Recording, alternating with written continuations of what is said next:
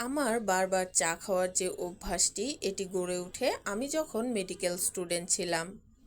রাত জেগে পড়াশুনো করে সকালে ঘুম থেকে উঠে ক্লাসে যেতে খুব কষ্ট হয়ে যেত। ঘুম থেকে উঠে কোনো মতো রেডি হয়ে এক কাপ চা খেয়ে চলে যেতাম ক্লাসের জন্য। নাস্তা করারও সময় পেতাম না। ক্লাসের ফাঁকে যখন ব্রেক থাকতো তখন নাস্তা করে নিতাম। নাস্তা শেষে আবারও এক কাপ চা খেয়ে নিতাম পরের ক্লাসগুলো করার জন্য। রাতে যখন পড়াশোনা করতাম তখনও বারবার চা খেতাম নিজেকে এনার্জেটিক রাখার জন্য। এখন সংসার লাইফে প্রবেশ করার পরও দীর্ঘদিনের এই অভ্যাসটি আমি ছাড়তে পারিনি। অ্যাজ এ ডক্টর আমি জানি দুধ চা স্বাস্থ্যের জন্য খুবই ক্ষতিকর, কিন্তু আমি এই দুধ চা খাওয়ার অভ্যাসটি কোনোভাবেই ছাড়তে পারছি না। দুধ চিনি দিয়ে কড়া লিকারের চা না হলে আমার চলেই না।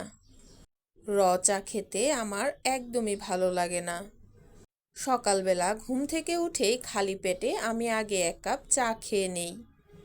এই যে এখন কথা বলছি এখনো আমি কিন্তু চা খাচ্ছি।